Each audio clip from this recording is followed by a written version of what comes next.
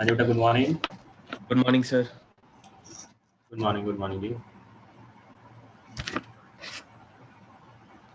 आज बड़े कम लोग हैं। आप लोगों की मॉर्निंग क्लास लगी थी या नहीं लगी थी? नहीं लगी थी सर। नहीं लगी। ओके।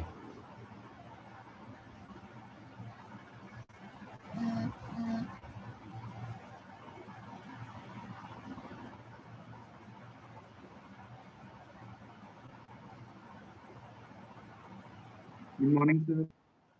गुड मॉर्निंग जी। Morning sir.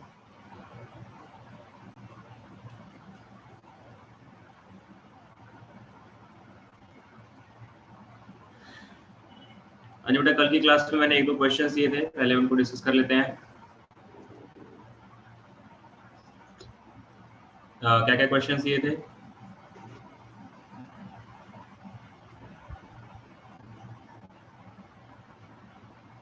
पहला क्वेश्चन क्या था कि ए वेक्टर, बी वेक्टर और सी वेक्टर तीनों क्या है? Mutually perpendicular. म्यूचुअली परपेंडिकुलर है और यूनिट वेक्टर है, राइट? यस। और फिर वैल्यू निकालनी थी, I think mod of a vector plus mod minus C. क्या आंसर आ रहा है जिसका? मैथमेटिकल समझ आ गई कैसे करना है, रूट 3 आ वरना रहा मैथमेटिकली नहीं रूट 3 आ रहा है होगा। सर। रूट 3 आ रहा है answer. Yes root 3 answer. Yes sir, root 3। देखिए, अगर ऐसा कोई क्वेश्चन आए ना, तो इसको करने के लिए आपने कोई ज्यादा कॉम्प्लिकेशन नहीं करनी। आपने इसको एज्यूम कर लेना है। कौन से तीन म्यूचुअली परपेंडिकुलर यूनिट वेक्टर्स आप नॉर्मली कंसीडर करते हो? आई जे के। जी क्या? ठीक है। मतलब ए वेक्टर आप मान लेंगे आई कैप, बी वेक्टर मान लेंगे जे कैप और सी वेक्टर मान लेंगे की कैप। मान सकते हैं कि जो कंडीशन हमें दी गई है उसके बेसिस पे ये तीनों के तीनों सेटिस्फाई हो रहे हैं। तीनों के तीनों म्यूचुअली परपेंडिकुलर भी हैं, यूनिट वेक्टर्स भी हैं जी। दैट मींस अगर ए की वैल्यू जे आई लिए जाए, बी को जे लिया जाए, सी को के लिया जाए, तो मतलब जो भी आंसर आप हमारा होना चाहिए वो इनके लिए भी सेटिस्फाई होना चाहिए। तो सीधा सीधा ये वैल्यूज आप यहाँ पे डाल दीजिए और आंसर कैलकुलेट कर दीजिए। तो अगर कोई ऐसी इंफॉर्मेशन दी है तो उसको करने के लिए आपको ज्यादा कॉम्प्लिकेशन में जाने की जरूरत नहीं है। आपको ऐसा सोचने की जरूरत नहीं है कि भाई हम लोग टेढ़ा मेढ़ा वेक्टर लें। जो आपके आंसर उसके लिए आएंगे वो इसके लिए भी सही आएंगे। ठीक है, तो हमेशा ऐसा ही।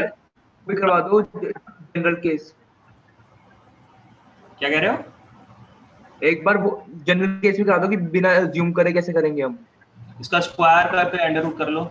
Yes yes sir.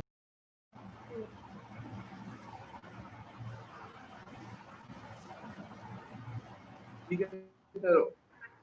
स्क्वायर करोगे ना, स्क्वायर करके क्या लिखोगे? डॉट प्रोडक्ट लिखोगे। Yes sir. तो डॉट प्रोडक्ट कर लेना। हाँ जी सर। अच्छा, नेक्स्ट क्वेश्चन क्या था? बट मैं आपको फिर भी यही सजेस्ट करूंगा कि जब अगर कभी भी ये क्वेश्चन आता है ना आपके कंपटीशन में, तो आपने हमेशा आई जे कैप वाला मेथड ही फॉलो करना है। वो जल्दी होगा। आप कोई दूसरा मेथड कुछ भी सोचना चाहेंगे, आपको वो लेंदी ही लगेगा, ज्यादा टाइम टेकिंग ही होगा। ओके। हाँ जी सर। नेक्स्ट क्वेश्चन क्या था बेटा? Magnitude of a is 1, a vector. Magnitude of a vector is 1, B magnitude of B is 4 4 and C is root 17 by 3। कितना था? Root 17 by 3। Root 17 by 3। Yes sir. And value किसकी निकालनी थी? और हमें कंडीशन दिया था कि a vector plus B vector plus 3c vector is 0, right? Yes yes sir. हमें वैल्यू निकालनी थी A dot B, B dot C, C dot A. हाँ जी, हुआ किसी का? Minus 17 by 3। यही आ रहा है सर, -17/3। -17/3। ओके जी, चलिए डिस्कस कर लेते हैं। कैसे -17/3 आएगा? Yes sir. इंफॉर्मेशन आपको दी गई है उससे हम लोग ये वाली चीज कैसे बनाएंगे? 2C को ऑपोजिट ले जाएंगे। 2C को RHS में लेंगे। जो 2C वेक्टर है उसको RHS में ले जाएंगे और ये लिख देंगे -2C।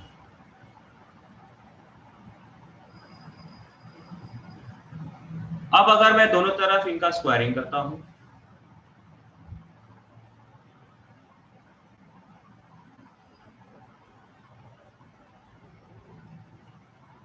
तो क्या बन जाएगा?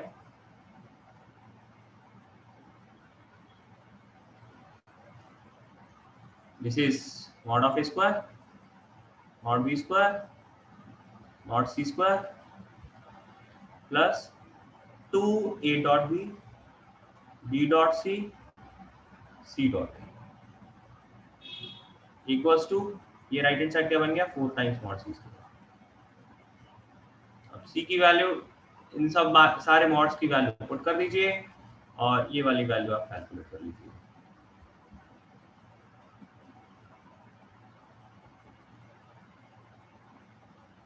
मॉड सी स्क्वायर को इधर लेके जाएंगे तो 3 टाइम्स मॉड सी स्क्वायर आ जाएगा minus mod A square minus mod B square divide by 2। ऐसे किया है? Yes sir. Yes, sir. मैंने अलग तरीके से किया थोड़ा सा। ओके, ये मेथड कुछ और भी हो सकता है बट आई थिंक जो बेस्ट रहेगा वो शायद यही रहेगा, क्योंकि जो इंफॉर्मेशन आपको दी गई है वहां से जिसकी वैल्यू हमें निकालनी है वो बनाने के लिए हम लोग बड़े आराम से ये सोच सकते हैं कि भाई वहां पे अगर 3C है तो 2C राइट हैंड साइड में शिफ्ट कर दीजिए, बाकी का अगर स्क्वायर करेंगे तो वो वाला टर्म बड़ा इजीली मिल जाएगा हमें।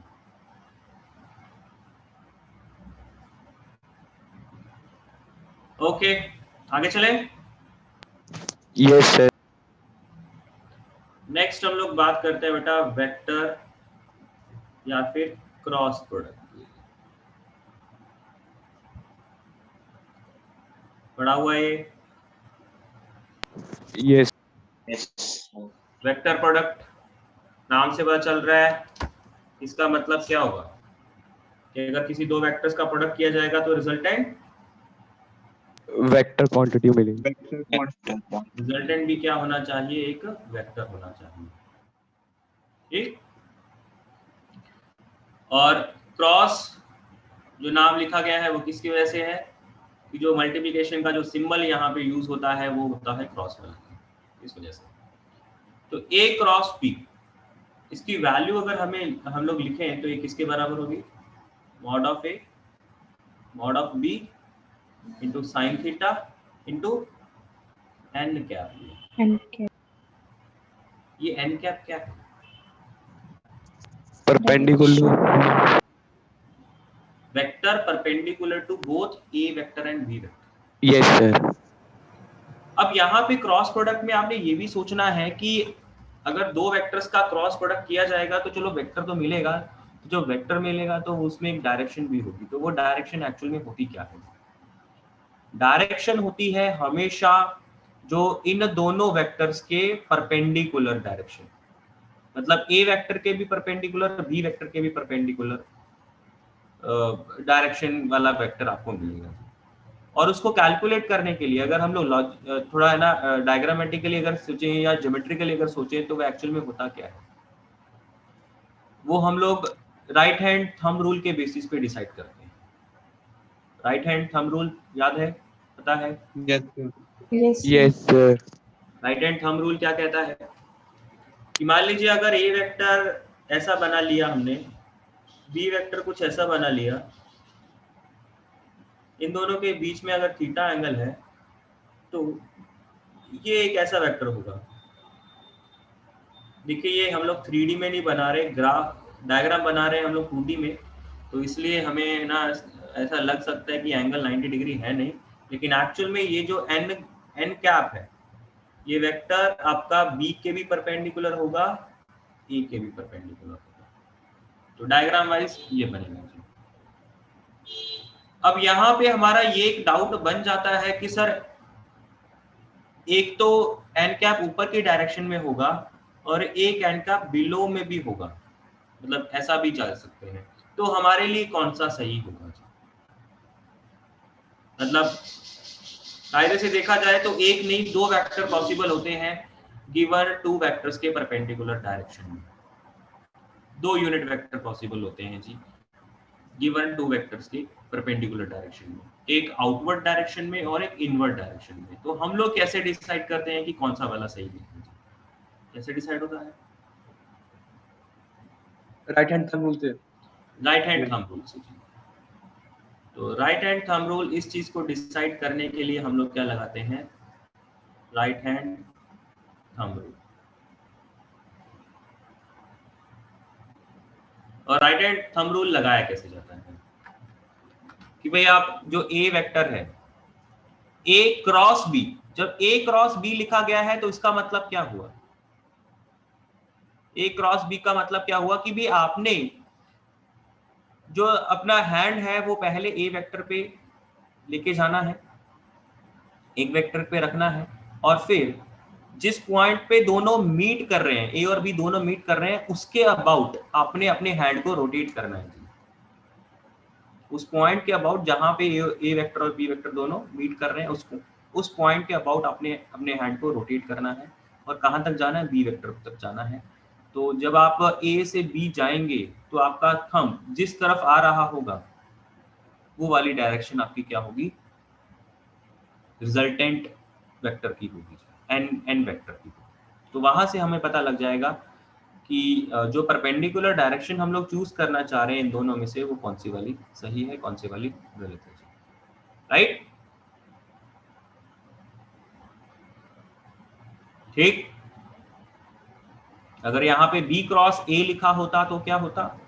हम लोग बी से ए की तरफ जाते तो ऑटोमेटिकली जो हमारा रिजल्टेंट है वो इन डाउनवर्ड डायरेक्शन में या कह लो इनवर्ड डायरेक्शन में होता। तो इस चीज का फर्क यहाँ पे पड़ता है कि भाई आप ए पहले लिख रहे हो या बी पहले लिख रहे हो, तो उससे रिजल्टेंट का फर्क पड़ जाएगा। मैग्नीट्यूड का फर्क नहीं पड़ेगा लेकिन डायरेक्शन का पड़ जाएगा। सर हाँ जी, एक बार ऊपर स्क्रॉल करके दिखा दो।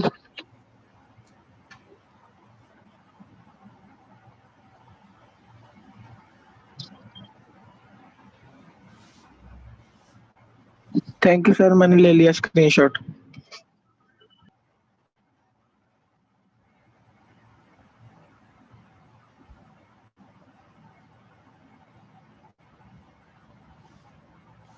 ठीक, आगे चले। तो ये तो बात Yes, sir. वेक्टर प्रोडक्ट की डेफिनेशन की। अब बात करते हैं ज्योमेट्रिकल इंटरप्रिटेशन।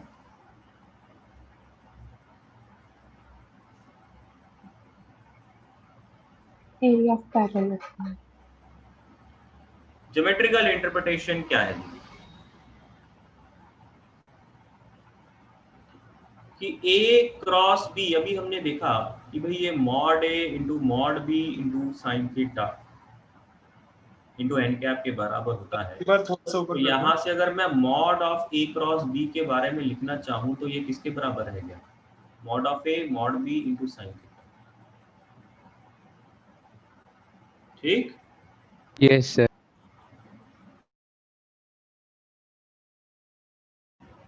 तो अब इस चीज को हम लोग रिलेट करेंगे कि ये क्या चीज डिनोट कर रहा है। तो डायग्राम बना लेते हैं पहले।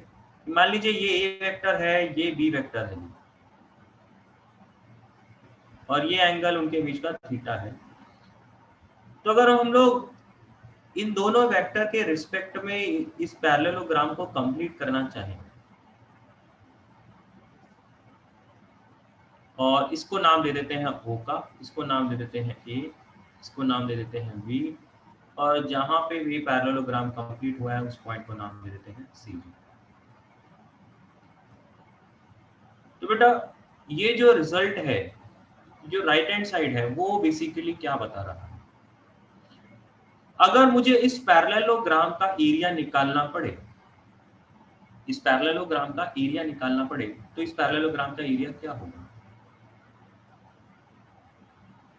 कि ये वाली जो लेंथ है ये मॉड ए लेंथ है, ये मॉड बी लेंथ है। तो बेटा पैरेललोग्राम का एरिया का फॉर्मूला क्या होता है? Height is into altitude. तो हाइट अगर कैलकुलेट करा जाएगा तो बेटा हाइट कितनी आएगी? साइन थीटा आएगी क्या? आएगी? Yes, sir. Yes, sir. कहने का मतलब ये जो राइट हैंड साइड लिखा हुआ है, क्या हम लोग ये बोल सकते हैं कि ये एरिया ऑफ पैरेललोग्राम बन रहा है? Yes.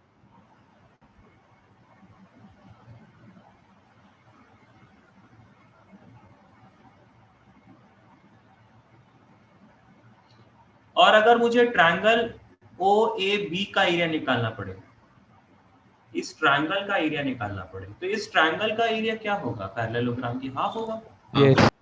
Yes. तो यहां से मैं क्या लिख सकता हूं कि area of triangle O A B ये कितना हो गया? पैरेललोग्राम का हाफ। तो पैरेललोग्राम का एरिया इतना है, तो ट्रायंगल का एरिया कितना हो गया? हाफ टाइम्स मॉड ऑफ के क्रॉस बी। ठीक, तो यहां से मैं ये बोल सकता हूं कि अगर मुझे किसी ट्रायंगल का एरिया निकालना है, तो अगर उस ट्रायंगल के दो वेक्टर मुझे पता है, तो उन दोनों वेक्टर्स का क्रॉस प्रोडक्ट करके मॉड वैल्यू निकाल के इनटू हाफ करके एरिया मिल जाएगा। ट्रायंगल के दो वेक्टर्स अगर पता है तो उनका क्रॉस प्रोडक्ट करके मॉड वैल्यू निकाल के इनटू हाफ करके हमें एरिया मिल जाएगा। और उसी दो वेक्टर से अगर पैरेललोग्राम बनने वाले पैरेललोग्राम का एरिया निकालना पड़े, तो हम लोग क्या करेंगे? सीधा सीधा गिवन टू वेक्टर्स का क्रॉस प्रोडक्ट करके मॉड वैल्यू निकाल लेंगे। राइट, समझ में आया है? Yes, sir. सर आपने एंड में क्या बोला अभी?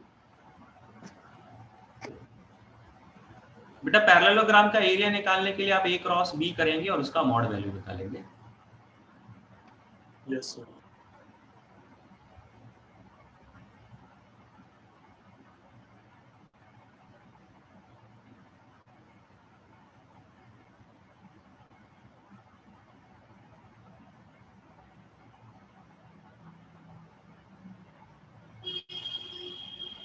नेक्स्ट है, कई बार हमें वेक्टर एरिया के बारे में बोला जाता है। वेक्टर एरिया क्या होता है?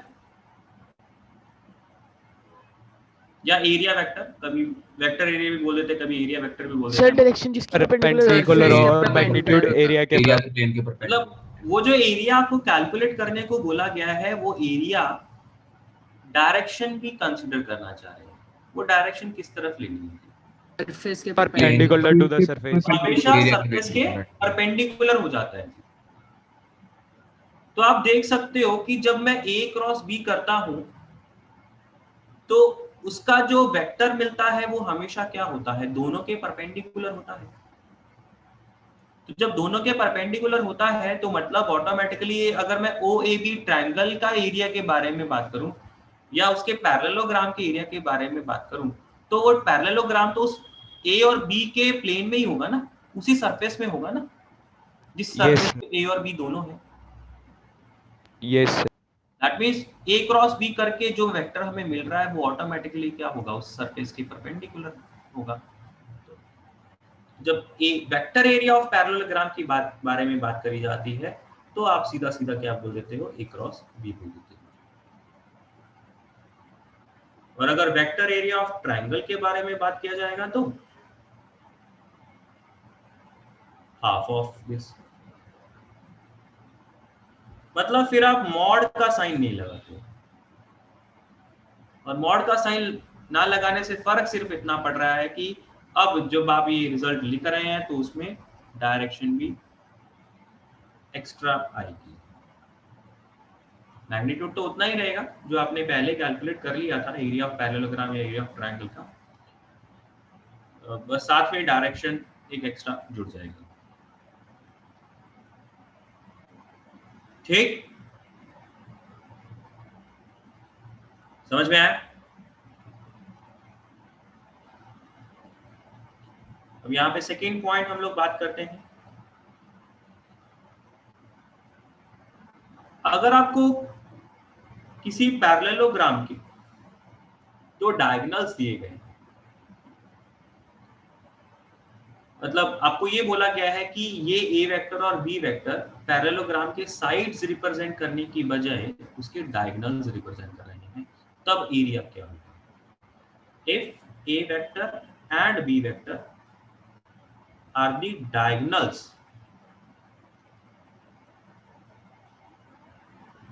of a parallelogram, then area of, again इसमें भी मैं सेम डायग्राम बनाऊंगा, एरिया ऑफ पैरेललोग्राम, मान लीजिए ये पैरेललोग्राम आपने बनाया, इस पैरेललोग्राम के ये जो दोनों डायगोनल्स है, एक तो ये हो गया जी, ये ए वेक्टर है जी, और दूसरा डायगोनल है ये वाला, ये बी वेक्टर है जी।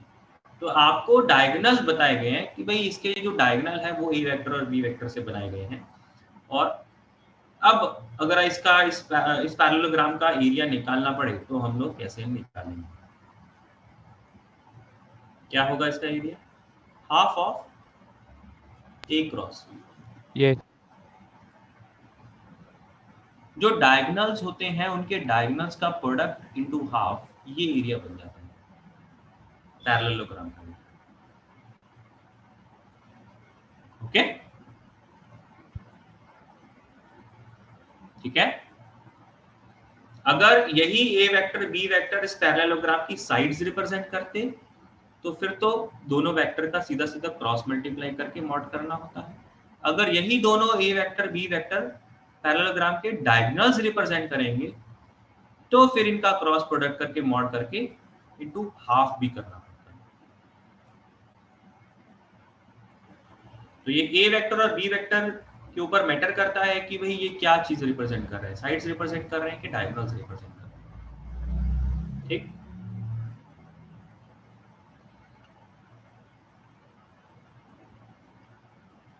सर हर केस में direction right hand thumb rule से निकाल लेना। हाँ, डायरेक्शन तो राइट हैंड थंब रूल से होता है। Okay sir. ज्यादातर एरिया के केस में आपको है ना मॉड ही लगाना होता है, वेक्टर एरिया के बारे में तो बहुत ही कम बात होती है। तो इस वजह से आपको सोचना नहीं पड़ता कि हम लोग ए क्रॉस बी करें या बी क्रॉस ए करें। तो अगर एरिया वाला क्वेश्चन है तो उसमें तो आप किसी भी वेक्टर को पहले ले सकते हो, किसी भी वेक्टर को बाद में ले सकते हो, ठीक है ना। Okay sir. नेक्स्ट है एरिया ऑफ क्वाड्रिलेटरल। अगर पैरेललोग्राम की बजाय कोई एक रैंडम क्वाड्रिलेटर भी है ना, ए बी सी डी, और अगर मैं आपको बोलूं कि भाई मुझे इसके दोनों वेक्टर्स पता है, मतलब मुझे AC वेक्टर के बारे में पता है, मुझे BD वेक्टर के बारे में पता है, तब इस क्वाड्रिलेटर का एरिया क्या होगा?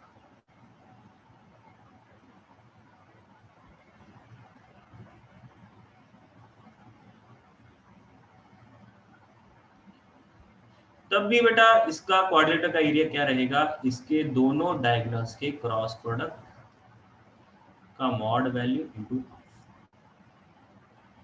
कहने का मतलब ये है कि अगर आपको कोई भी क्वाड्रिलेटरल पता है, उसके दोनों डायगोनल्स के बारे में इंफॉर्मेशन है, तो उसका एरिया निकालना तो बहुत ही आसान है। आप डायगोनल्स का क्रॉस प्रोडक्ट करके इनटू हाफ करके आंसर निकाल लो। चाहे वो क्वाड्रिलेटरल सिंपल क्वाड्रिलेटर हो, चाहे वो पैरेललोग्राम बन जाए, चाहे वो स्क्वायर, रोमबस या रेक्टेंगल है ना, वो कुछ मतलब एनी फोर साइडेड। जब ये फॉर्मूला किसी भी जनरल क्वाड्रिलेटर के लिए वैलिड है तो पैरेललोग्राम या स्क्वायर वगैरह के लिए तो ऑटोमेटिकली वैलिड हो जाएगा, राइट। तो डायगोनल्स वाला फॉर्मूला आपने याद रखना। सर इसका प्रूफ बता दो एक बार। प्रूफ पे बेटा जाने की जरूरत नहीं है, आपको थोड़ा ज्योमेट्री इसमें लगानी पड़ेगी कि भाई अगर ये AC है, डायगोनल है, तो बेटा इससे परपेंडिकुलर ड्रॉप करिए, वो ट्रायंगल बनाइए, फिर B पॉइंट से इसके ऊपर परपेंडिकुलर ड्रॉप करिए, फिर मतलब दो ट्रायंगल्स बना के उनके एरियाज को ऐड अप करिए, इस वे से सॉल्व होता है। तो आपको इसमें जाने की ज़रूरत नहीं है। आपने डायरेक्टली इसका फॉर्मूला यूज कर लेंगे। Okay sir.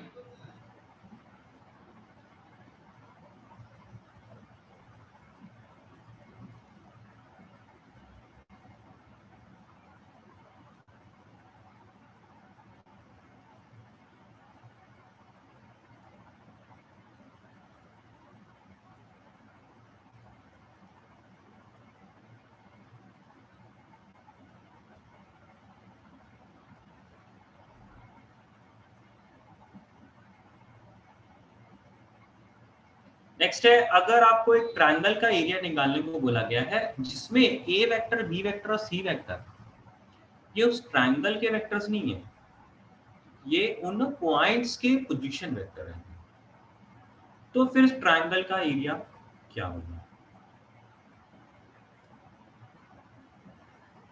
देखिए यहां पे ए वेक्टर बी वेक्टर क्या है, ट्रायंगल के दो वेक्टर्स नहीं है, ये जस्ट पोजीशन को रिप्रेजेंट कर रहे हैं।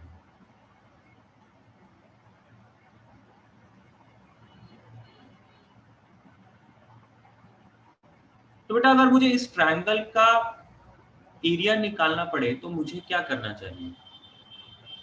मुझे इसका एरिया निकालने के लिए हाफ टाइम्स इसके कोई भी दो साइड्स ए बी वेक्टर और बी सी वेक्टर इनका क्रॉस मल्टीप्लिकेशन कर देना चाहिए। ट्रायंगल का जब एरिया के बारे में बात आती है तो उसका बेसिक मीनिंग ये है कि भाई आपने उसके दो साइड्स, कोई भी दो साइड्स का क्रॉस प्रोडक्ट करके हाफ करना होता है। तो वहां पे जब मैंने आपको पहला वाला फॉर्मूला पढ़ाया तो मैंने वहां पे ऑटोमेटिकली ही जो ए वेक्टर लिया वो साइड का ही वेक्टर था, वो कोई पोजीशन वेक्टर नहीं था। या ऐसा कह लो कि भी मैंने जो ओ पॉइंट लिया था वो ओरिजिन ही ले लिया था, तो ए पॉइंट ऑटोमेटिकली उसका पोजीशन वेक्टर भी बन गया और उस साइड का वेक्टर भी बन गया। तो जब आपने जो ट्रायंगल के एरिया का फॉर्मूला पढ़ा है, ये ऐसा नहीं कि भाई आप ए हमेशा ए half times A cross B ही कर देंगे। वो ए क्या रिप्रेजेंट करता है या वो बी वेक्टर क्या रिप्रेजेंट करता है, तो ये दोनों साइड के वेक्टर्स रिप्रेजेंट कर रहे हैं। तो इस वजह से अगर आपको ए बी सी के जो पॉइंट्स हैं उनके वेक्टर दिए गए हैं, पोजीशन वेक्टर्स दिए गए हैं, तब आपको क्या करना पड़ेगा, आपको ए बी वेक्टर और बी सी वेक्टर निकालना पड़ेगा और फिर उनका क्रॉस प्रोडक्ट करके एरिया निकालना होगा। तो कैसे आएगा? Half times A B vector. बेटा ए बी वेक्टर क्या आएगा? B vector minus A vector. मैं ठीक लिख रहा हूं मैं? क्या ये बात ठीक है? यस यस अब BC vector C minus B vector, right?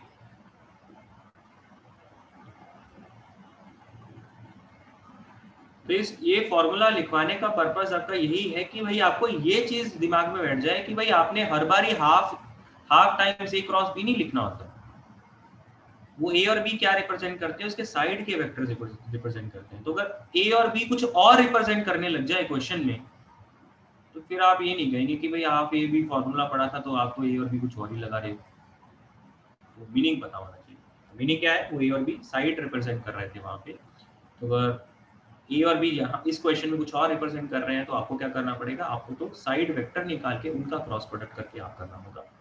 तो कर रहे हैं हम लोग, कैलकुलेशन अगर करी जाएगी तो इसमें क्या है, हम लोग ब्रैकेट्स को जैसे मल्टीप्लाई करते हैं वैसे ही किया जाएगा। पहले बी क्रॉस सी लिख लेंगे जी, फिर minus times B cross B लिख लेंगे, फिर minus times A cross C लिख लेंगे, फिर plus times A cross B लिख लेंगे।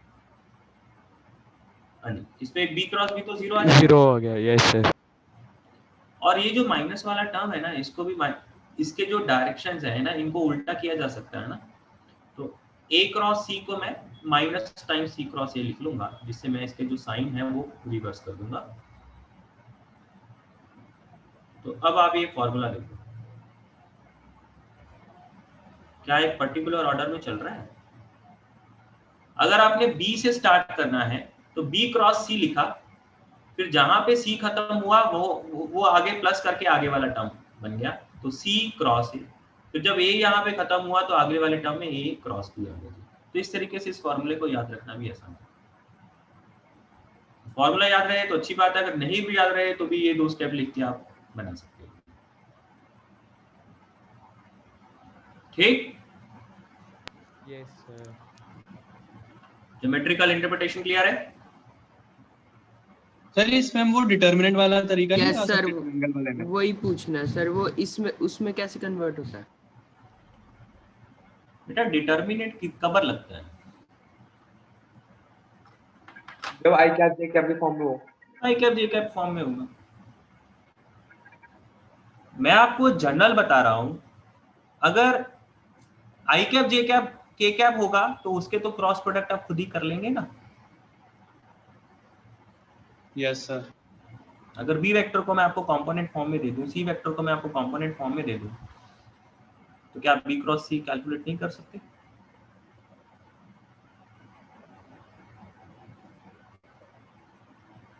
ठीक है?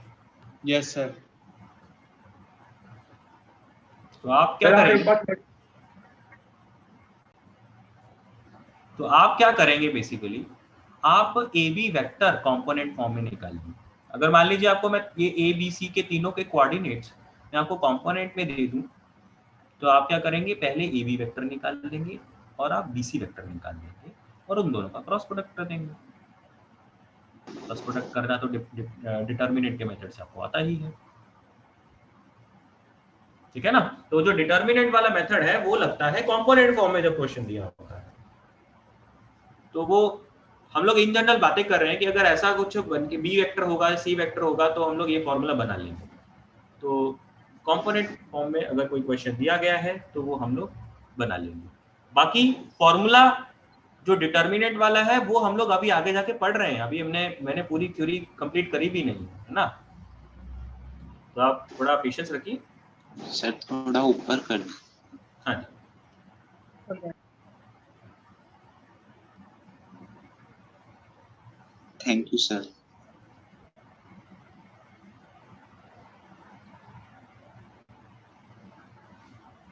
सर ये वाला पेज है, इसकी स्टार्टिंग दिखा दो थोड़ी सी ना। ये वाला पेज सर कर लो नीचे।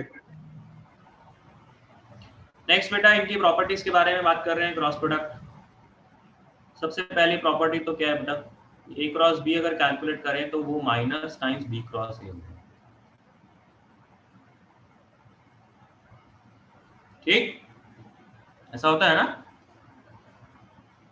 क्रॉस प्रोडक्ट में अगर आप इनकी पोजीशन बदलते हो तो वो नेगेटिव टाइम्स आ जाता है। वो हमने देखा है कि भाई थंब रूल से हम लोग ये देख रहे हैं कि भी अगर ए क्रॉस बी करें तो अगर आउटवर्ड डायरेक्शन में वो वेक्टर बनेगा तो बी क्रॉस सी से क्या है वो इनवर्ड डायरेक्शन में बनेगा, तो इस वजह से वो नेगेटिव टाइम्स हो रहा है। तो मॉडुलस चेंज नहीं होगा, लेंथ दोनों के बराबर होंगे, मैग्नीट्यूड बराबर होंगे, लेकिन डायरेक्शन उल्टी आ रही है, इस वजह से वो नेगेटिव टाइम्स है। This is first property. Second property is a cross A 0, क्योंकि इन दोनों वेक्टर के बीच का एंगल जब 0 हो जाएगा तो sign 0 0। Third distributive law,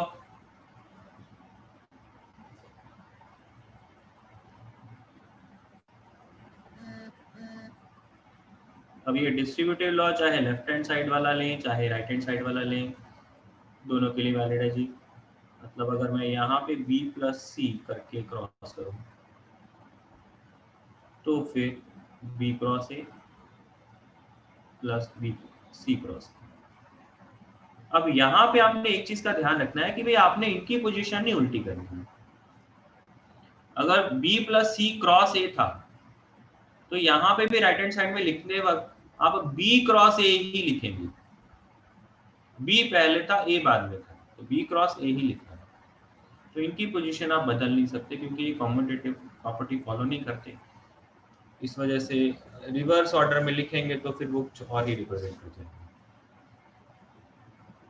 same तरीके से जब मैंने यहाँ पे भी लिखा तो मैंने फॉर्मूला बनाया तो ए क्रॉस बी लिखा, तो पहले क्योंकि लेफ्ट हैंड साइड में ए पहले था तो राइट हैंड साइड में भी जब आप फॉर्मूला बनाएंगे तो ए पहले होना चाहिए। तो दिस इज डिस्ट्रीब्यूटेड।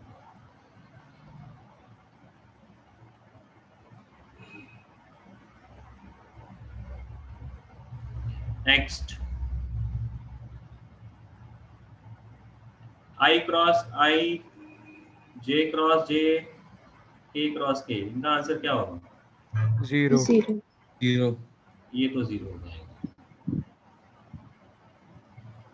क्योंकि सेम डायरेक्शन में। अब आई क्रॉस जे वो किसके बराबर? जे क्रॉस के, I I cap के क्रॉस ए, सॉरी के क्रॉस आई, J cap J cap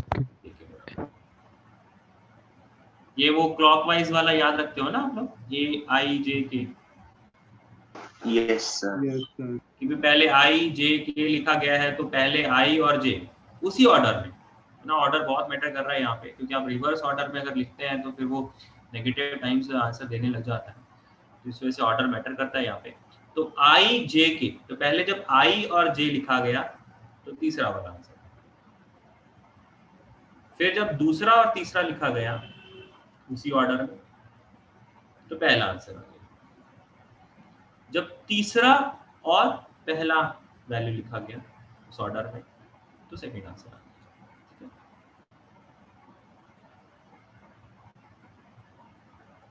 next है L into a vector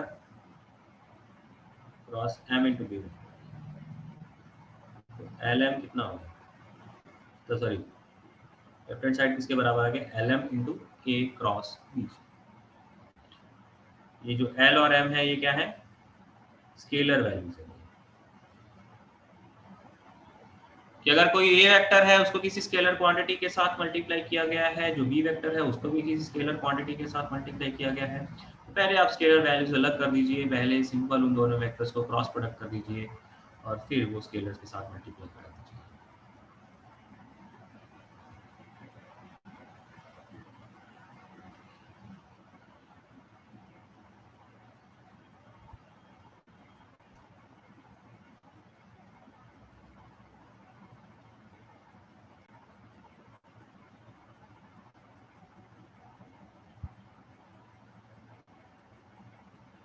sir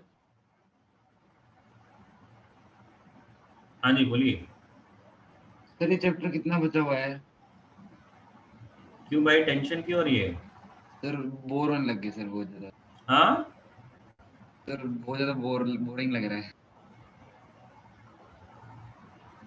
boring है तो क्या करें?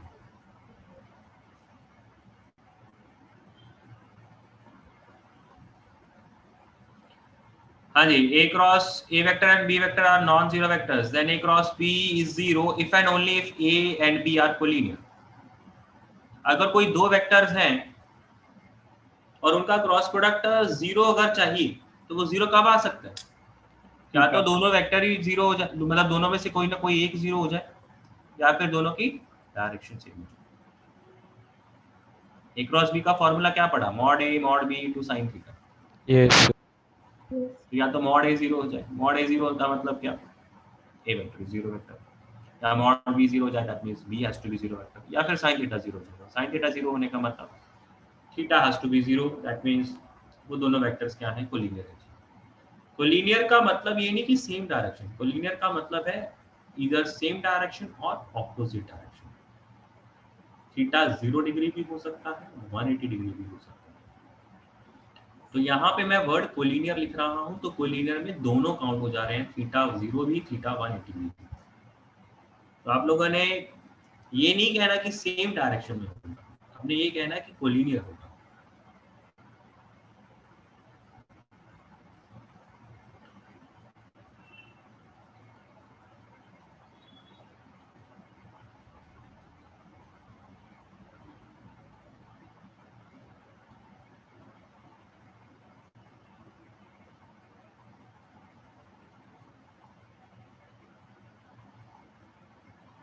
हाँ जी, अब बात करते हैं हम लोग कॉम्पोनेंट फॉर्म की।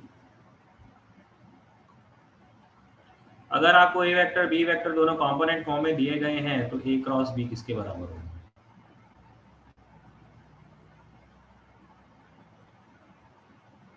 ये फॉर्मूला पढ़ते हैं? yes yes sir. Pankaj yes sir. आता है ना? Yes sir. और इसको सॉल्व करना आता है? Yes sir. हाँ जी, यही डिटर्मिनेंट वाला फॉर्मूला बात कर रहे थे आप लोग। Yes sir. Sanidhya? Yes sir. बेटा कंपोनेंट फॉर्म में होगा तब ये फॉर्मूला लगेगा, अगर कंपोनेंट फॉर्म में नहीं होगा तो फिर तो जो बेसिक थ्योरी चल रही है हमारी उसी के टर्म्स में आपको लिखना होगा चीजें। Next 8 point, unit vector perpendicular to the plane of A vector and B vector is, क्या होगा? अगर A वेक्टर और B वेक्टर के परपेंडिकुलर डायरेक्शन में हमें कोई यूनिट वेक्टर कैलकुलेट करना है तो हम लोग क्या करेंगे? उन दोनों वेक्टर्स को क्रॉस मल्टीप्लाई करा देंगे और उनके मैग्नीट्यूड से divide। और उसे डिवाइड करा देंगे उसके मैग्नीट्यूड से। ठीक है ना? और प्लेन, यहाँ पे मैं वर्ड प्लेन बोल रहा हूँ, तो प्लेन जैसे हमने बात किया ही हुआ है कि अगर कोई भी दो वेक्टर हो तो उन दोनों वेक्टर को तो कंबाइन करके हम लोग एक प्लेन हमेशा बना सकते हैं। दो वेक्टर तो हमेशा एक प्लेन को बना ही सकते हैं। तो जब मैं उस प्लेन में बात करूंगा तो उस प्लेन में ये दोनों वेक्टर लाई कर रहे होंगे, तो उसके परपेंडिकुलर डायरेक्शन में, प्लेन के परपेंडिकुलर डायरेक्शन वाला वेक्टर कौन सा होगा? जो कि इन दोनों के क्रॉस प्रोडक्ट से आएगा, राइट? जो वेक्टर इन दोनों के परपेंडिकुलर होगा वही तो क्या प्लेन के भी परपेंडिकुलर होगा। ये चीज रिलेट कर पा रहे हैं ना? Yes sir. सबको समझ में आ रहा है ना ये चीज कैसे रिलेट हो रही है? Yes sir. Yes. Next, Lagrange's identity.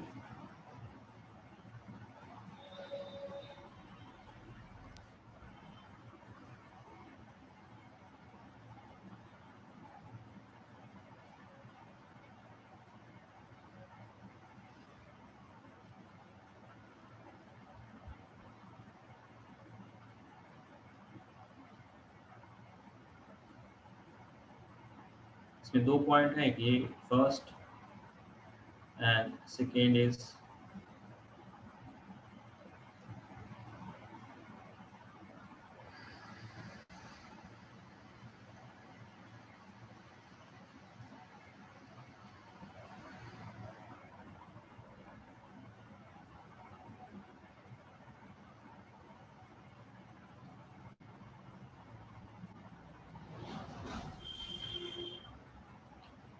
Lagrange's identity में दो फॉर्मूले हैं। ये पहला वाला फॉर्मूला है जी, क्या पहला वाला फॉर्मूला रिलेट कर पा रहे हैं?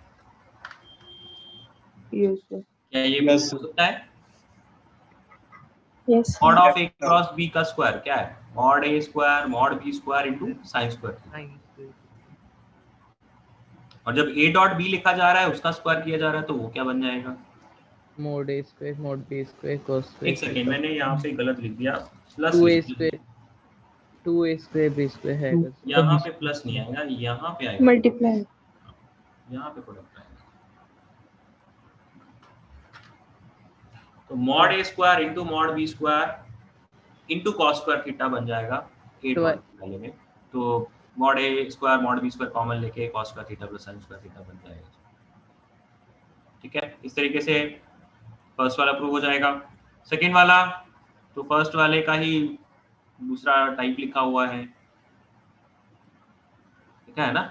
ए dot A mod A square, B dot B mod B square. तो बेटा जब ये आप डिटर्मिनेंट निकालते हो तो डिटर्मिनेंट कैसे निकाला जाता है? खासकर 2 क्रॉस 2 का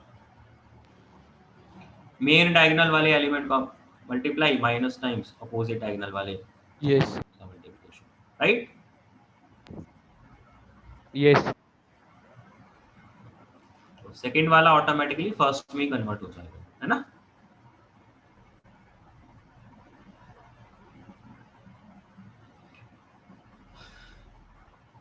हाँ जी, सबको ये थ्योरी समझ में आई है क्या? सर आपको एक बार 8 वाला पॉइंट रिपीट कर दोगे जो आप एक्सप्लेन कर रहे थे, मैंने वो सुना नहीं था। एक सेकंड।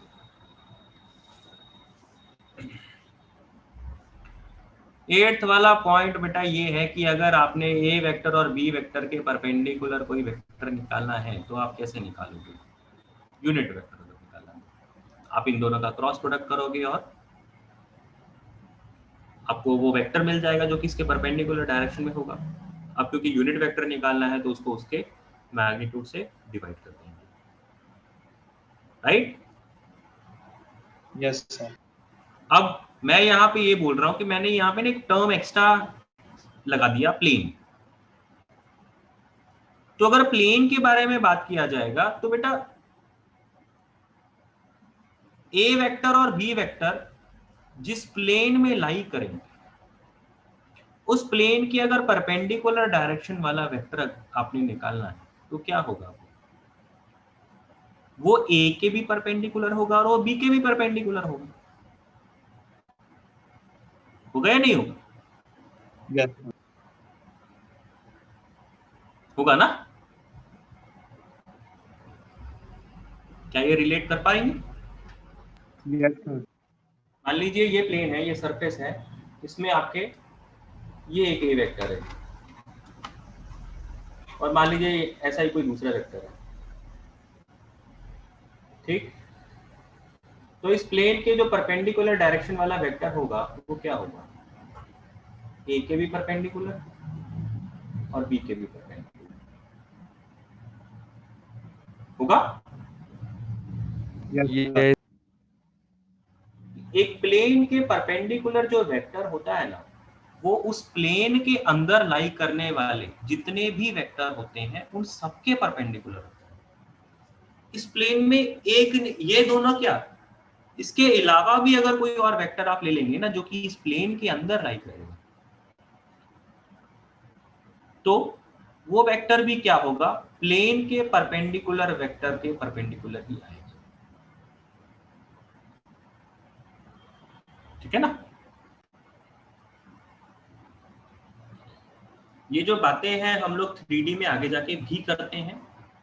यहाँ पे मैं टर्म मैंने लगाया है इस वजह से मैं यहाँ पे भी आपको बता रहा हूँ, अदरवाइज 3D में आगे जाके भी करते हैं। 3D में तो प्लेन चैप्टर प्रॉपर्ली पढ़ते हैं हम लोग, तो वहाँ पे हम लोग ये बार बार चीजें यूज करते रहेंगे।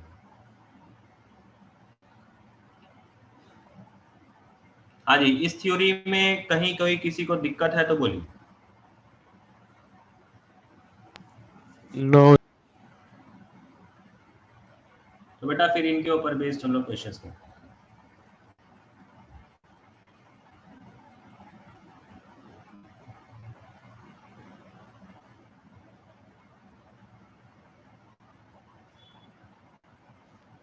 सर हाँ जी, अभी 3-4 मिनट एक्स्ट्रा दे दोगे सर? एक बार वो मैं फर्स्ट और सेकंड वाला जो आइडेंटिटी किए हैं वो प्रूव करके देख लूं। क्या कह रहे हो? 3-4 सर जो ये ना आइडेंटिटी कराई आपने जिसके 1 और 2 पॉइंट है। Lagrange's identity. यस सर, हाँ जी, इसको प्रूव करके देख लो सर, 2-3 मिनट एक्स्ट्रा दे दोगे? कर लो कर लो।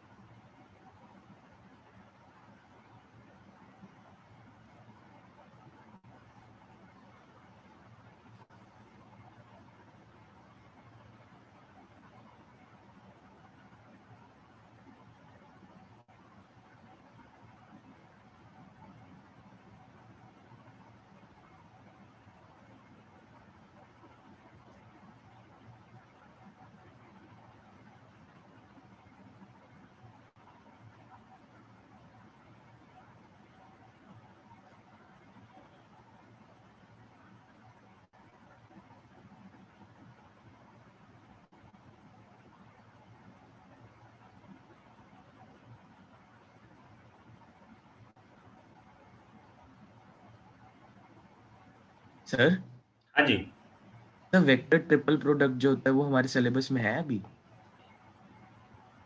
तो हम लोग करेंगे बेटा वेक्टर ट्रिपल प्रोडक्ट,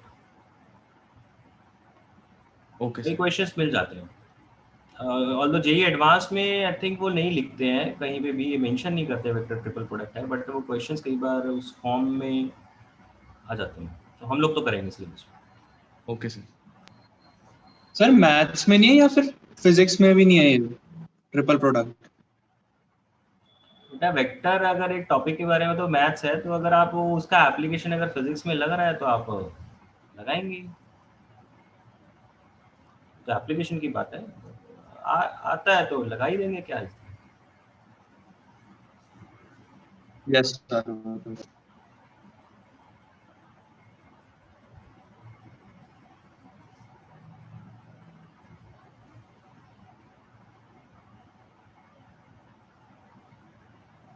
हो गया सर। हाँ जी, फर्स्ट हो गया है। हो गए sir. Yes sir. Yes sir done. Pankaj तेरे प्रूफ हो गए दोनों? पंकज, पंकज तो सो गया लग रहा है।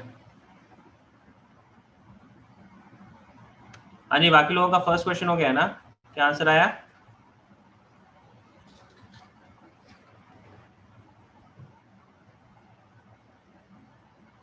हाँ जी, फर्स्ट आंसर क्या आ रहा है?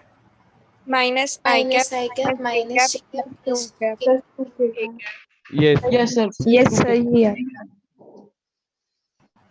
ओके,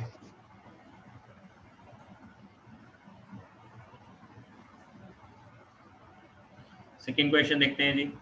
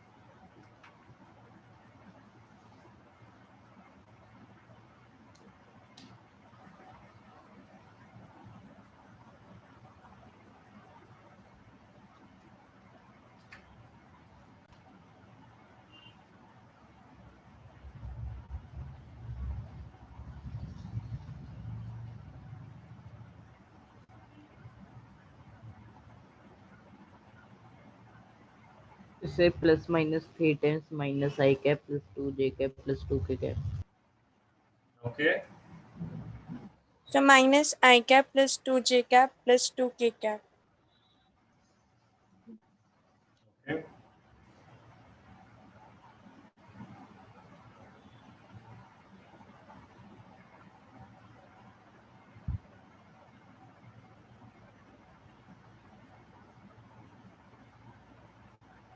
नंदिनी आपने जो आंसर बताया है क्या उसका फिर मैग्नीट्यूड 9 यूनिट्स है क्या?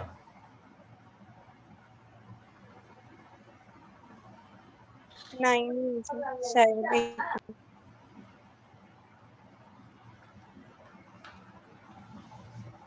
उसका इंटू 3 टाइम्स आएगा sir answer. Okay plus minus दोनों। Yes, sir. 3 times. Yes sir Yes, sir. 3 times. Yes, sir.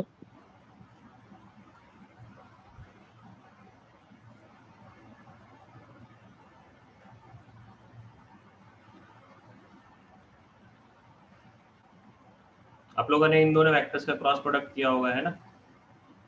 Yes sir. Yes, sir.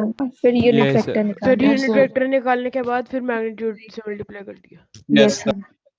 इन दोनों लैम्डा वेक्टर्स टाइम्स का का मैग्नीट्यूड लैम्डा से मल्टीप्लाई। आप लोगों ने क्रॉस प्रोडक्ट किया, क्रॉस प्रोडक्ट करके आपको क्या आंसर आया? Minus I cap plus minus 2 I cap plus 2 J cap plus 2 K cap minus I cap plus 2 J cap. ये आया है ना? Yes sir. Yes, sir. अगर ये आया है तो ये एक वेक्टर रिप्रेजेंट कर रहा है जो कि उनके दोनों के परपेंडिकुलर डायरेक्शन में है,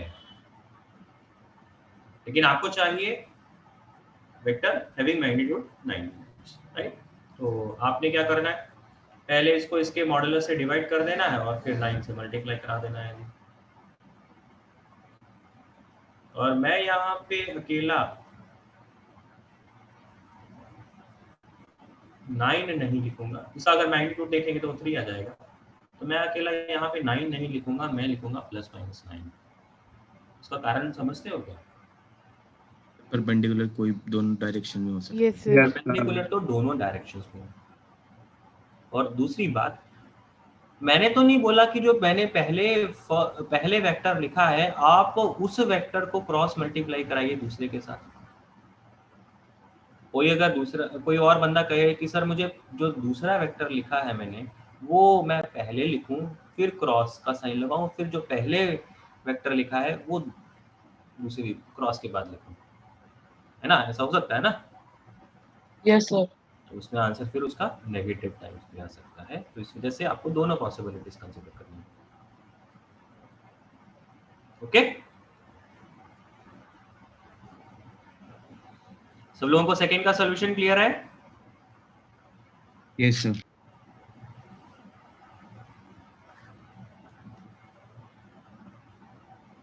नेक्स्ट थर्ड।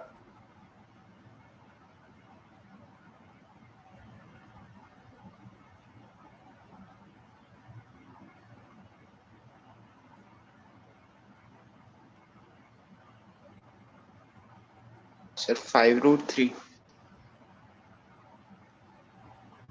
ओके,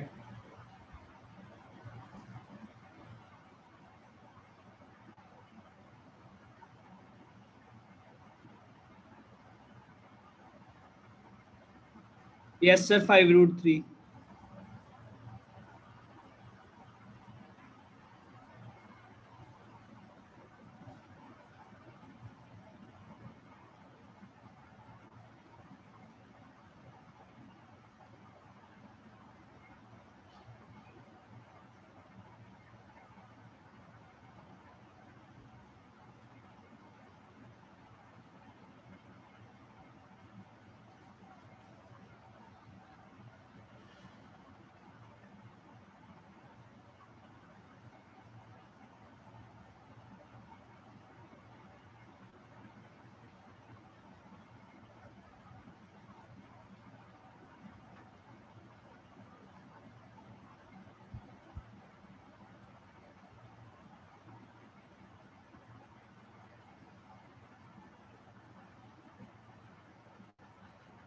शिवम आपने क्या क्वेश्चन पूछा है, मुझे है ना क्लियर नहीं हुआ है, आप थोड़ा वर्बली बताइए।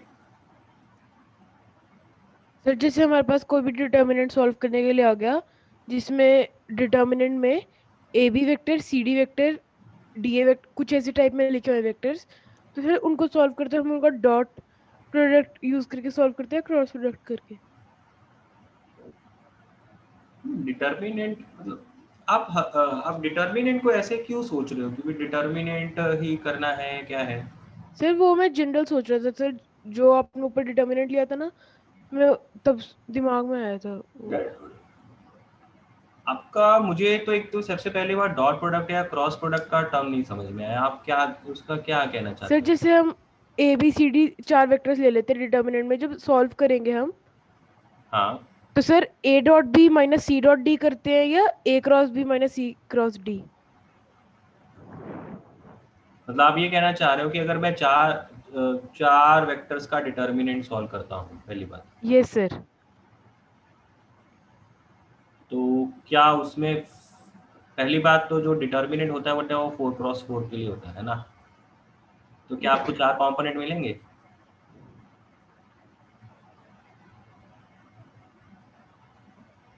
नहीं मिलेंगे, 4 की तो कोई बात ही नहीं है, 4 के लिए तो आप डिटर्मिनेंट सॉल्व ही नहीं करोगे, आई कैप जे कैप के कैप, तो मैं उसको रिलेट ही नहीं कर सकता। Okay sir. अगर आप 3 की बात कर रहे हो, अगर आप 3 में डिटर्मिनेंट करते हो जिसमें 3 कंपोनेंट भी हो जाते हैं, तो वो हम लोग आगे जाके पढ़ेंगे स्केलर ट्रिपल प्रोडक्ट में, ओके सर। ठीक है ना। अब डिटर्मिनेंट को आप इस तरीके, मैं आपको वैसे सब लोगों को है ना यही सजेस्ट करूंगा कि सिर्फ आप एक डिटर्मिनेंट वर्ड ना लगाएं हर बारी, आप थ्योरी पढ़िए कि भाई ये जो प्रॉपर्टीज हैं क्रॉस प्रोडक्ट की वो क्या हैं, और जो बाकी सारी चीजें हैं वो क्या हैं। जो डिटर्मिनेंट है ना वो तो सिर्फ एक पॉइंट है ही, आप देख सकते हो हमने सिर्फ एक पॉइंट पढ़ा है डिटर्मिनेंट के ऊपर, बाकी और कुछ भी नहीं पढ़ा। क्रॉस प्रोडक्ट अकेला डिटर्मिनेंट नहीं है, क्रॉस प्रोडक्ट में बहुत कुछ है जो हमने बाकी की थ्योरी पढ़ी है। हाँ, अगर आपको कंपोनेंट फॉर्म में वो वेक्टर्स दिए जाएंगे, तब आपने उसकी जब सॉल्विंग करनी होगी तो वेक्टर, तो उसका क्रॉस प्रोडक्ट कैसे लगाया जाता है। और अभी तक हमने सिर्फ 2 के बारे में बात किया है, 2 का क्रॉस प्रोडक्ट कैसे करना होता है, और उसमें ऑटोमेटिकली जो पहला वाला रो होता है वो आई जे के वाला होता है। मैंने 3 तो कभी लिया ही नहीं अभी तक, जब 3 लेने की बात आएगी वो हम लोग आगे जाके पढ़ेंगे, ठीक है। अभी ओके बात सर। सिर्फ 2 की चल रही है। तो सब लोग जो डिटर्मिनेंट पे इतना स्ट्रेस दे रहे हैं, तो डिटर्मिनेंट पे स्ट्रेस ना दें। डिटर्मिनेंट तो जस्ट एक पॉइंट है कि जहां पे कंपोनेंट फॉर्म में अगर आ जाएगा, तो अगर हमें उसकी कैलकुलेशन करनी पड़ेगी तो डिटर्मिनेंट को सॉल्व कर लिया जाएगा, जिसमें पहला जो रो है आई जे के ले लिया जाएगा, बाकी दोनों रो वैल्यूज ले ली जाएंगी।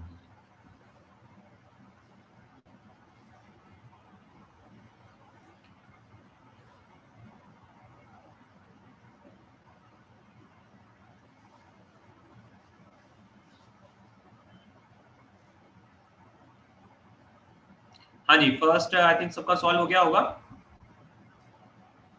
Yes sir. सब लोगों का आंसर क्या है? 5√3 कह रहे हैं ना। Yes Yes. ये दोनों जो वेक्टर्स हैं ये दोनों है ना डायगोनल्स हैं पैरेललोग्राम के, तो मतलब आपने क्या करना है, इन दोनों का क्रॉस प्रोडक्ट करके उसका मैग्नीट्यूड निकाल लेना है और इनटू हाफ करना है, राइट। सर अगला भी हो गया। ओके गुड, सब लोग फोर्स करिए।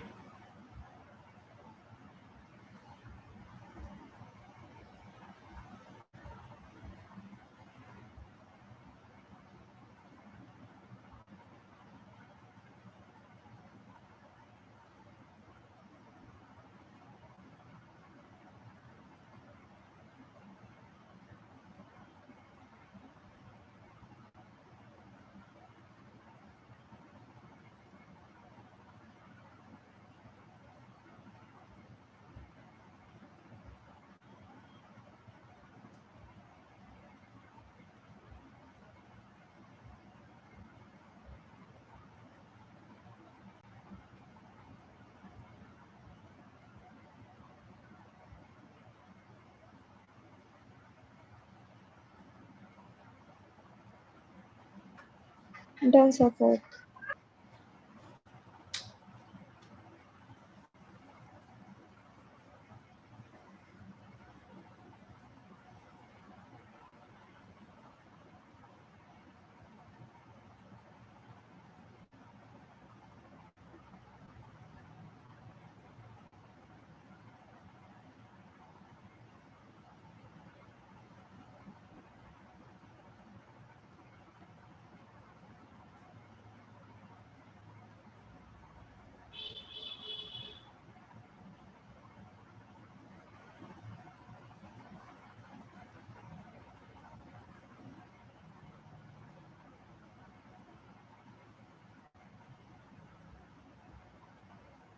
यस सर, हो गया फोर्थ।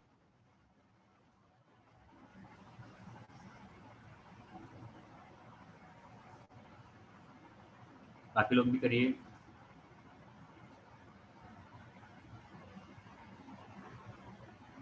ये जो चीज प्रूव करनी है आप उसको थोड़ा सा रिलेट करिए। हमने क्या क्या वहाँ पे ना, क्या क्या टर्म लिखे हुए हैं, क्या क्या उनके मीनिंग है बनते हैं। हमने वो जो लिखे हुए हैं उसके रिस्पेक्ट में क्या फॉर्मूले पढ़े हैं, तो उससे थोड़ा रिलेट करने का ट्राई करिए।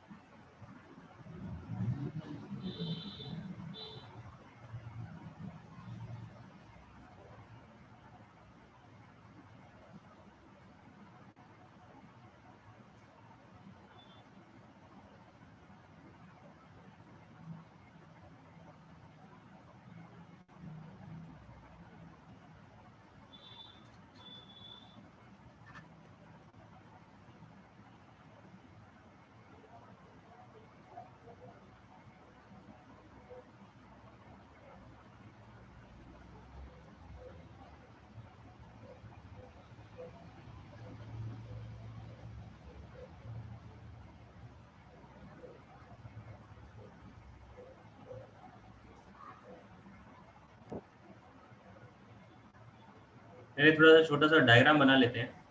आपको बोला गया कि ये सी पॉइंट है जिसका पोजीशन वेक्टर सी वेक्टर है, पॉइंट ए है position vector A vector, point B position vector B vector. तो आपको बोला गया है कि इस पॉइंट सी का A B line, A B points को ज्वाइन करने वाली लाइन से परपेंडिकुलर डिस्टेंस क्या होगा। मतलब इस सी से अगर मैं ए बी के ऊपर परपेंडिकुलर ड्रॉप करूंगा तो बेटा ये हाइट कितनी आने वाली है, ये हाइट मतलब ये वाला डिस्टेंस कितना आ जाएगा, थोड़ा सोच के बताइए। Area of triangle ABC. Area equate कर देंगे sir. Yes Yes, sir. Area equate. बाकी लोग भी सोचिए, कुछ कुछ तो हेल्प मिल गई है।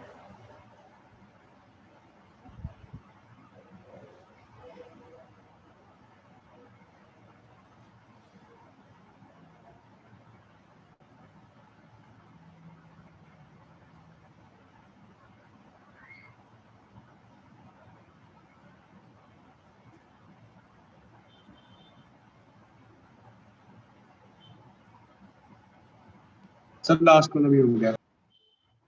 ओके, ये फोर्थ वाला फिर ये तो हो गया। पहले ही हो गया। ओके। हाँ जी, फिर फोर्थ वाला डिस्कस करते हैं हम लोग, जिसका भी नहीं हुआ है एक बार देख लीजिए। देखिए आपको पॉइंट ए पता है, पॉइंट सी पता है, पॉइंट बी पता है, तो हम लोग क्या करेंगे, ए और सी को भी ज्वाइन कर लेंगे और बी और सी को भी ज्वाइन कर लेंगे और इसको बना लेंगे एक ट्रायंगल। तो जब ये एक ट्रायंगल बन गया तो एरिया ऑफ ट्रायंगल एबीसी, उसका फॉर्मूला तो हमने पढ़ लिया with position vector A vector B vector C vector, पढ़ा था ना। एरिया ऑफ ट्रायंगल एबीसी कितना है, half times mod of B cross C, C cross A, T cross B. ये फॉर्मूला हमने पढ़ लिया है। और इसी ट्रायंगल का अगर दूसरा फॉर्मूला अगर हमने लिखना पड़े तो वो क्या होगा। इसी ट्रायंगल के एरिया को लिखने का दूसरा तरीका क्या है, हाफ बेस, ए बी को बेस कंसीडर कर लेते हैं, तो ए बी लेंथ कितनी आ जाएगी, बी माइनस ए इंटू हाइट। तो इन दोनों को बेटा इक्वेट कर देंगे, तो जब यहाँ से इनको इक्वेट करेंगे तो हाफ और हाफ कट जाएगा, h निकालना है आपने, तो h किसके बराबर आ जाएगा, this upon mod of B minus a. ठीक है, निकल जाएगा ना इन दोनों से। सर फिफ्थ हो गया सर। यस सर हो गया। यस। बाकी लोग भी करिए फिफ्थ।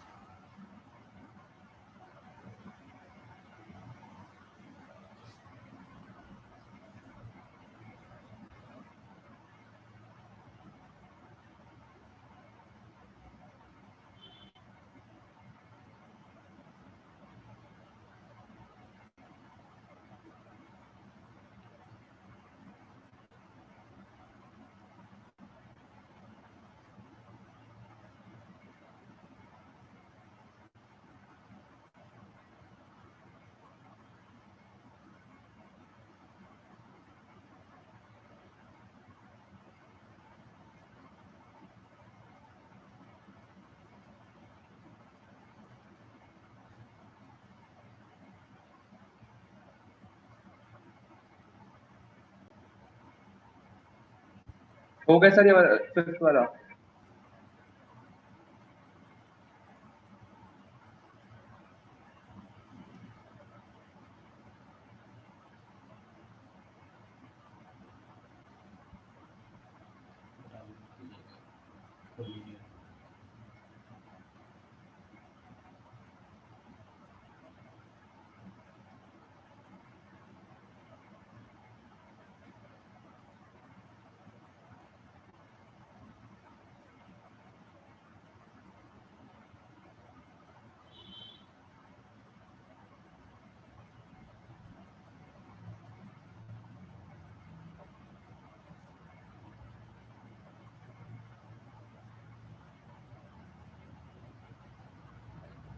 हाँ जी, फिफ्थ कैसे सॉल्व करना है?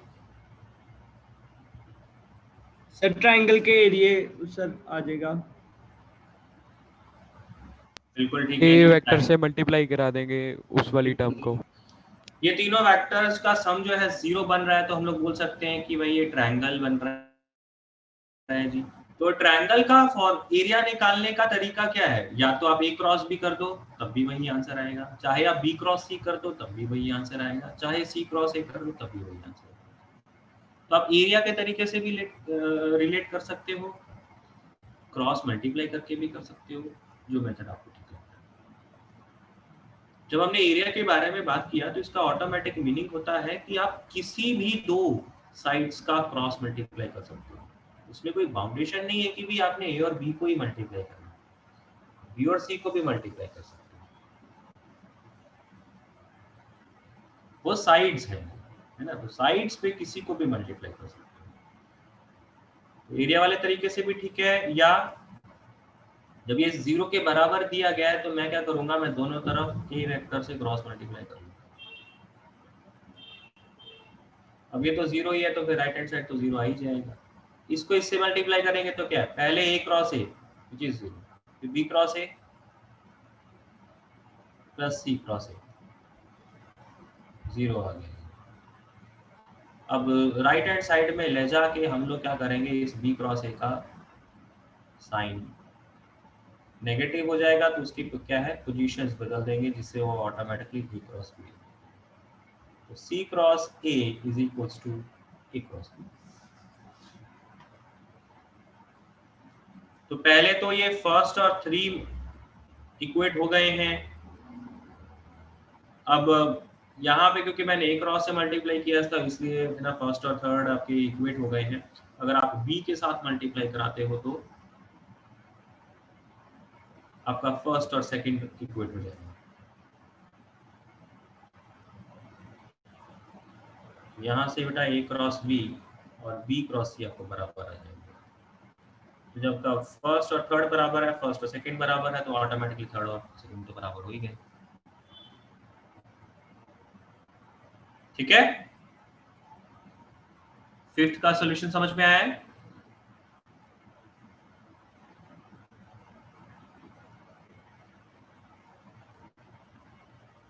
किसी को फिफ्थ के सॉल्यूशन में कोई डाउट है तो बोलिए।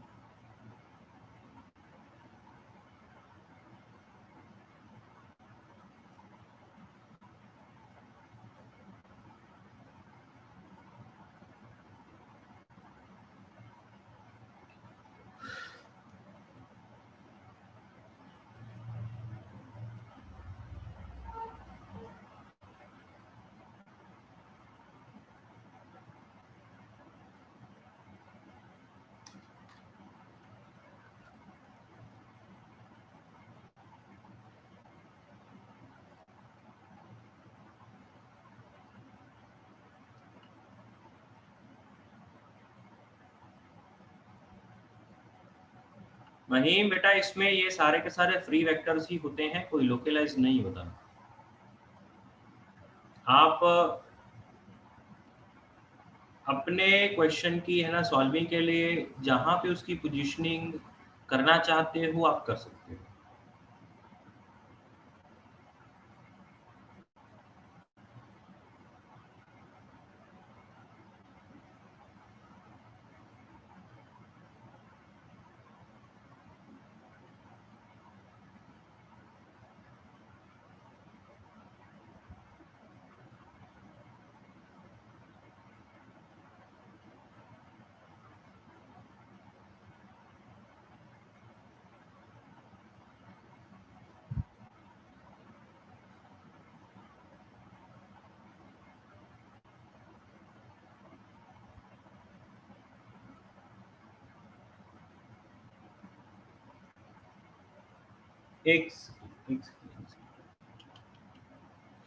सिक्स्थ में करेक्शन करिए आप लोग, यहाँ पे मैंने प्लस लिख दिया है।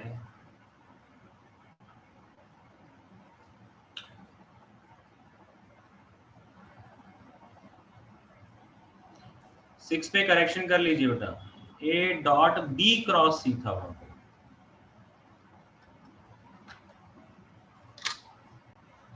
अब करिए।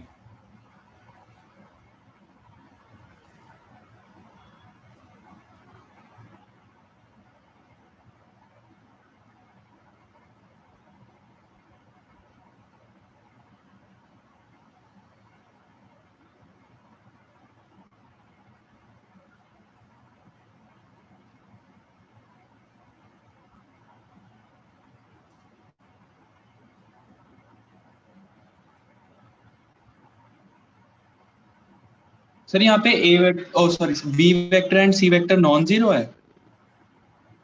नॉन कोलिनियर है जी, हाँ नॉन जीरो भी है, नॉन जीरो भी है।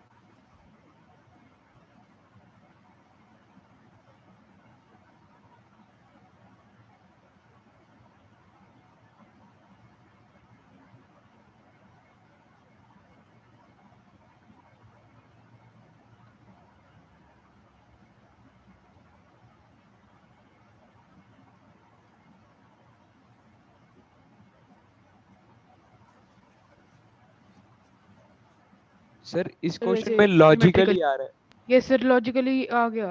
यस सर, पर Yes, वो sir, मैथमेटिकली mathematically प्रूव नहीं हो रहा। लॉजिकली ही कैलकुलेट करना है बेटा, आपने इसमें कोई कैलकुलेशन ऐसा करनी भी नहीं है। सर एक्सप्लेनेशन है, मतलब एक्सप्लेनेशन लिख सकता हूँ और यस सर। एक्सप्लेनेशन से ही चाहिए। हो गया सर लॉजिकली। ओके जी, गुड। यस सर हो गया। yes sir.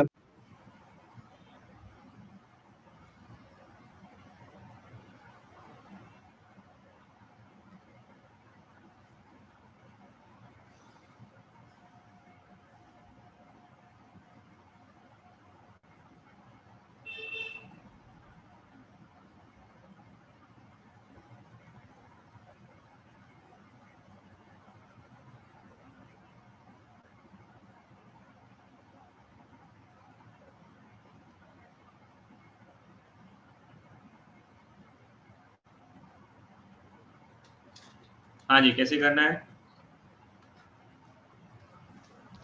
सर जो B क्रॉस C है सर उसको A वेक्टर के परपेंडिकुलर होना पड़ेगा। Yes sir. बिल्कुल Yes, ठीक है जी। Yes A sir. Vector is perpendicular to B cross C। मतलब सेम प्लेन भी लाइक सेम प्लेन में है। फिर B और C को सेम प्लेन में लेके उसके बाद हम शो कर सकते हैं चीज को। तो Yes. हमने क्या पढ़ा है कि B क्रॉस C क्या है? Since to B and C. B cross C is perpendicular to B vector and C vector, है ना? तो यहाँ से फर्स्ट और सेकंड से हम लोग ये रिलेट कर सकते हैं कि भाई ए वेक्टर, बी वेक्टर और सी वेक्टर तीनों क्या हैं, आर इन सेम प्लेन।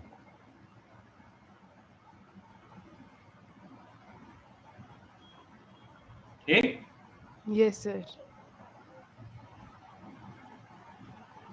तो जब ये सेम प्लेन में होंगे तो जैसे मैंने आपको बताया था कि जब एक प्लेन की बात करी जाती है तो वो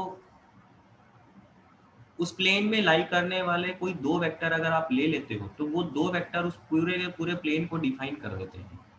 मतलब उस प्लेन में लाई करने वाले जितने भी वेक्टर होंगे उन वेक्टर्स को आप उन दो वेक्टर के टर्म्स में लिख सकते हो। जब ए बी सी तीनों सेम प्लेन में लाई कर रहे हैं तो मैं क्या लिख सकता हूँ, मैं ए वेक्टर को बाकी दोनों वेक्टर के टर्म्स में लिख सकता हूँ और उनके टर्म्स में लिखने के लिए मुझे उन दो वेक्टर्स को किसी ना किसी स्केलर क्वांटिटी के साथ मल्टीप्लाई कराना पड़ेगा। लाइक मान लीजिए, देखिए ये लिखने का तरीका क्या होता है वो भी मैं एक बार आपको थोड़ा आइडिया देता हूँ। मान लीजिए ये बी वेक्टर है, ये सी वेक्टर है और मुझे इसी प्लेन के अंदर ये ए वेक्टर है, इस पॉइंट पे पहुंचना है। मतलब यहाँ से स्टार्टिंग है, ये ओरिजिन भी ले सकते हो, ये ए वेक्टर है। तो अगर मुझे इस ए वेक्टर को बी और सी के टर्म्स में लिखना है तो मैं क्या करूंगा, मैं बी को किसी सर्टेन क्वांटिटी से मल्टीप्लाई कराऊंगा। सर पहले सबके यूनिट वेक्टर्स लेके नहीं कर सकते?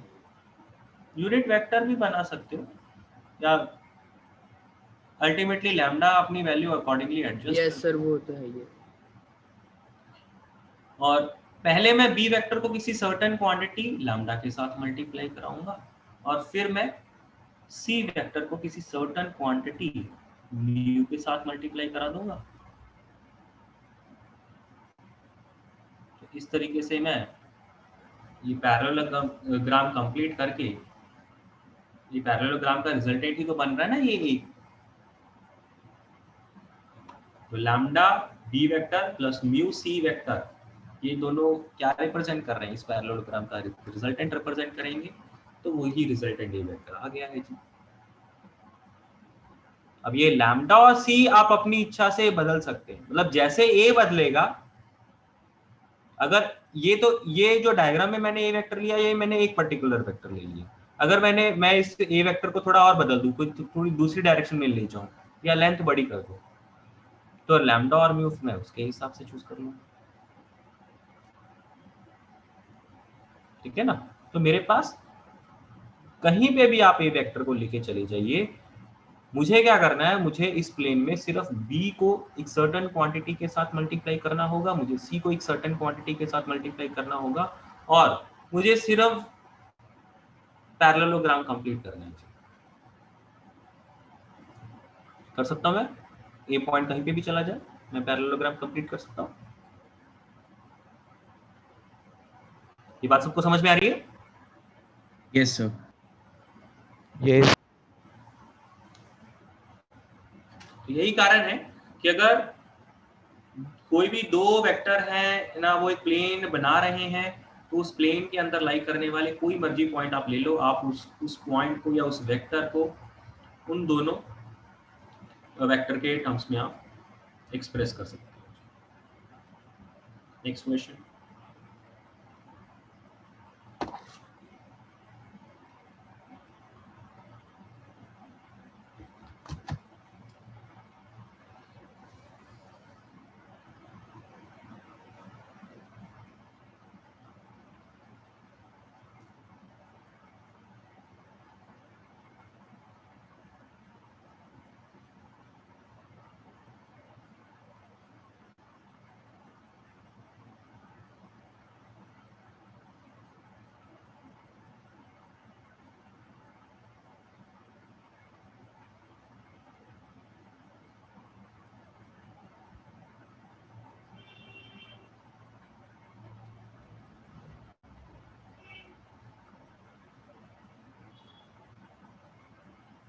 इस क्वेश्चन को आप अभी करिए। इसको डिस्कस करेंगे। एक दो क्वेश्चंस आप लिख लीजिए घर के लिए।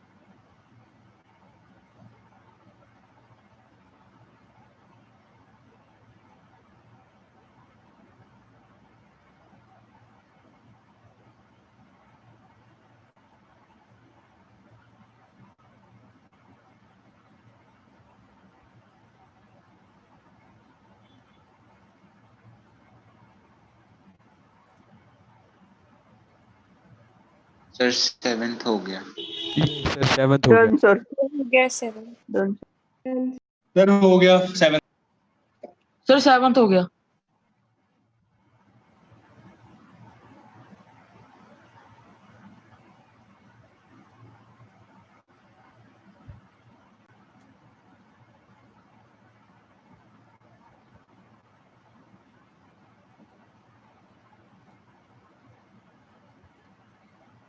ये 8th और 9th बेटा आप लोग घर पे लिख रहिएगा। 7th हम लोग डिस्कस कर लेते हैं। सब लोगों ने अटेम्प्ट कर लिया 7th? हाँ जी, 7th में करना क्या है? इन दोनों को वेक्टर प्रोडक्ट करा देंगे जो गिवन। ये जो दोनों इक्वालिटीज लिखी हैं इन दोनों को सीधा सीधा सबट्रैक्ट कर दो। Yes sir. A cross B minus A cross C, right hand side में C cross D minus B cross D, दोनों को सबट्रैक्ट कर दिया। से होगा क्या, यहाँ से A क्रॉस कॉमन आ रहा है जी, ब्रैकेट में बचेगा B cross B minus C, इधर आ रहा है C minus B cross D vector. अब अगर मैं इसके साइन को उल्टा कर दूं, मतलब इन दोनों को उल्टा कर दूं, तो ये B माइनस C हो जाएगा।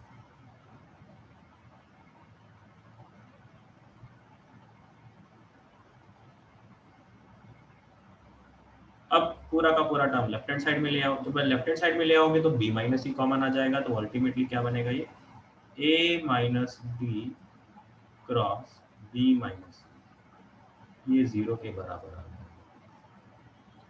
ठीक, अब A minus D cross B minus C, ये अगर 0 है तो 0 होने के क्या कारण होते हैं? या तो A माइनस डी 0 हो जाए, वो तो इन्होंने बोला है कि भी नहीं होना चाहिए, या फिर B माइनस सी 0 हो जाए, वो भी इन्होंने बोला है कि वो 0 हो नहीं सकता, या फिर क्या हो, इन दोनों के बीच का एंगल 0 हो जाए, मतलब इन दोनों को पैरेलल बना देना। तो वो वही चीज होनी पड़ेगी जी, बाकी दोनों तो हो नहीं पा रहा है।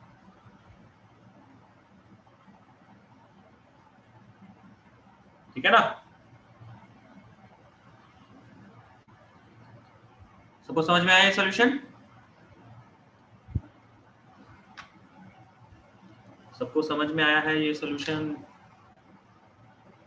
यस। ये दोनों क्वेश्चन आप लोग लिख लीजिए, कल की क्लास में डिस्कस करेंगे। अच्छा, एक आप लोगों के लिए है ना डिस्कशन की बात है। डिस्कशन हम लोगों ने कल ऑलरेडी कर लिया था एनसीईआरटी का, तो जो नेक्स्ट होमवर्क है आप लोगों के लिए एनसीईआरटी, वो सैटरडे को रहेगा जी discussion 9.5, 9.6 and miscellaneous exercise. Saturday को एट 3 बजे है ना हम लोग उसका डिस्कशन करेंगे। ओके, जो जिन लोगों ने कल का डिस्कशन अटेंड नहीं करा था तो मेन चीज़ उनके लिए है कि भी सैटरडे को आप लोगों ने 9.5, 9.6 और मिसलेनियस एक्सरसाइज कंप्लीट करके आना है, उसका डिस्कशन होगा डिफरेंशियल इक्वेशन चैप्टर की। ओके बेटा, thank you sir Thank you. Sir एक ऐसे डाउट है मेरा कि इंटीग्रल 0 dx क्या होएगा? इंटीग्रल 0 dx कांस्टेंट, सर मतलब c लिख सकते हैं ना इसको? बिल्कुल। Okay sir. लेकिन अगर आप उसमें लिमिट्स लगा देंगे तो नहीं होगा। ये सब इनडेफिनेट उसका 0 वो कांस्टेंट ही होगा। इनडेफिनेट अगर आप कर रहे हो तो c आएगा, अगर आप डेफिनेट कर रहे हो तो 0 आएगा। Thank you sir.